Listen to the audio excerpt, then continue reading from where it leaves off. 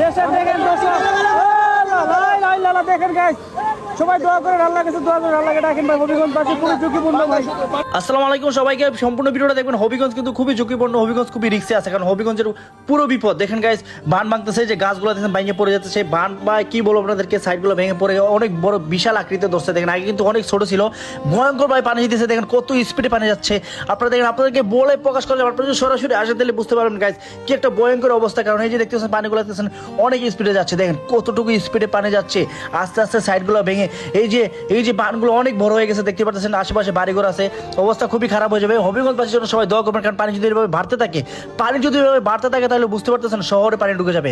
হ্যাঁ গাইস, এরকম পানি বাড়তে থাকলে শহরের অবস্থা খুবই খারাপ হয়ে যাবে। তো আপনারা প্লিজ এই যে দেখেন কিভাবে গাছগুলো ভেঙে ভেঙে ওই চলে যাচ্ছে, আপনারা দেখতে পারতেছেন অবস্থা খুবই খারাপ। আমি বলার ভাষা নাই, আমি কি বলবো আপনাদেরকে, বলে বুঝতে পারবেন। আপনারা যদি সরাসরি আসেন তাহলে বুঝতে পারবেন কি একটা ভয়ঙ্কর পরিস্থিতিতে আছি আমরা।